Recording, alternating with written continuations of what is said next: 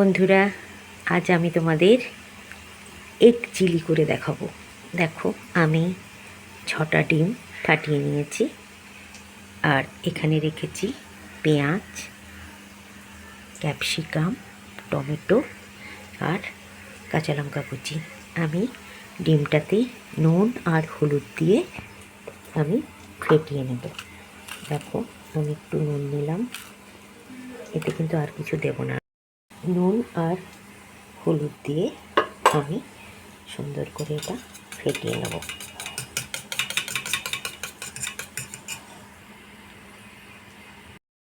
দেখো, ফ্রাইং প্যানে আমি প্রথমে ফেটিয়ে রাখা ডিমটা আমি ঝুরি ভাজা করে নেব।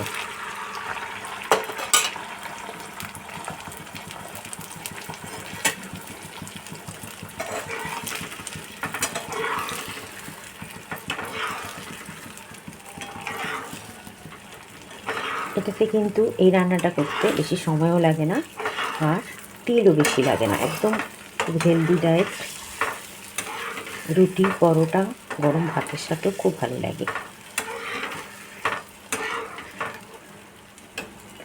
পুরো ডিমটা আমি এভাবেই অল্প তেলেই ঝুরি করে নেব।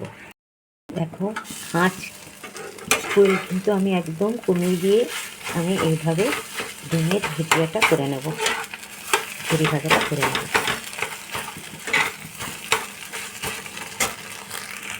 আমার ডিমের ভুজিয়া একদম হয়ে গেছে। দেখো, আমি ডিমের ভুজিয়াগুলো নামিয়ে নিয়েছি, আর ফ্রাইং প্যানে আবার 3-4 চামচ তেল দিলাম। এবার আমি এক এক করে এই মশলাগুলো কেটে কেটে আমি আস্তে আস্তে কষাবো। তেল গরম হয়ে যাওয়ার পরে আমি পেঁয়াজগুলো কুচি করে রাখা পেঁয়াজ আমি দিয়ে দিলাম।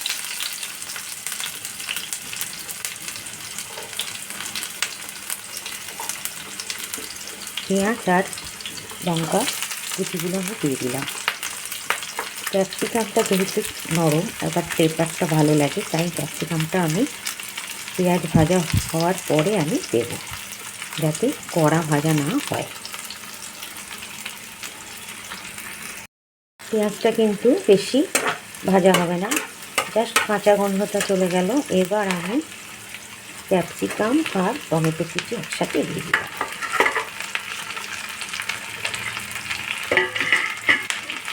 দেখো, আমি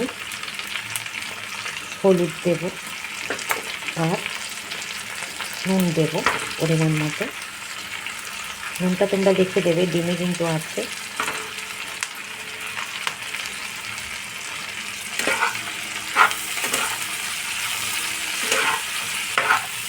ঝালটাও তোমাদের মতো দেবে।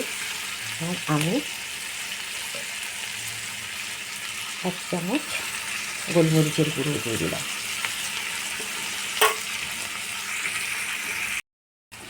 এটা ভাজা হতে হতে আমি আরেকটা লিকুইড মিশিয়ে নিচ্ছি। দেখো, একসাথে এটা নিয়েছি চিলি সস, আর আমি 3-4 চামচ সোয়া সস নিয়ে নিলাম, আর নেব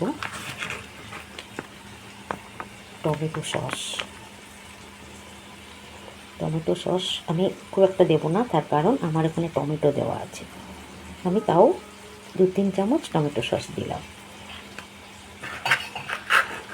এবার এটা সুন্দর করে আমি ফেটিয়ে নেব। এটা কিন্তু আমি পরে দেবো, এটা আমি ফেটিয়ে রেখে দিলাম। 2 চামচ কর্নফ্লাওয়ার বড় চামচে আমি অল্প জল দিয়ে সুন্দর করে গুলে রাখলাম।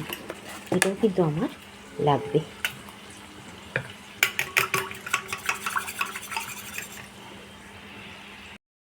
দেখো, আমার সুন্দর এটা ভাজা হয়ে গেছে, নরম হয়ে গেছে। এবার আমি যে sauce, chilli sauce, tomato sauce, soya sauce মিলিয়ে রেখেছিলাম, এটা আমি দিয়ে দিলাম। আর যে বাটিটার মধ্যে, সেই বাটিটাও জলগুলি একটু জল দিলাম। জল কিন্তু আমি আর বেশি দেব না। দেখো, গ্যাসের ফ্লেমটা আমি বাড়িয়ে দিলাম। এবার আমি ভেজে রাখা যে ঝুড়িটা অল্প অল্প করে দিয়ে দেবো।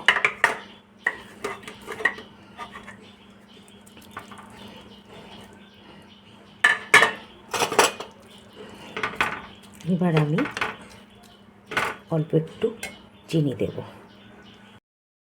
দেখো আমার চিলি এগ বা এগ চিলি যাই বলো না কেন, আমার কালারটা দেখে নিশ্চয়ই বুঝতে পারছো কেমন খেতে হবে। আমি এবার ব্যালেন্সের জন্য একটু চিনি দিলাম, কেননা সোয়া সস আছে, একটু টক টক টমেটো আছে, সেই জন্য একটু চিনি দিলাম। এবার এটা আমার একদম শেষ পর্যায়ে, দেখো সুন্দরভাবে ফুটছে। এবার আমি কর্নস্টার্চ গুলে রেখেছি 2 চামচ মতো, এটা আমি দিয়ে দেবো।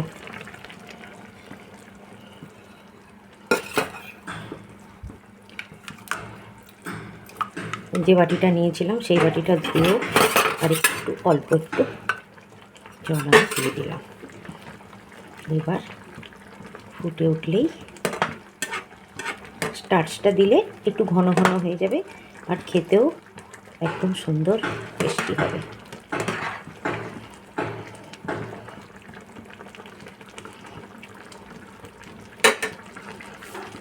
দেখো আমার একদম রেডি আর থকথকেও হয়ে গেছে। দেখে কালারটা দেখেই বুঝতে পারছো যে কত সুন্দর হয়। তোমরা করে দেখো, রুটি, পরোটা, ফ্রাইড রাইস, ভাত আর কোনো পদ লাগবে না, এই একটাতেই একদম সুন্দর খেতে পারবে।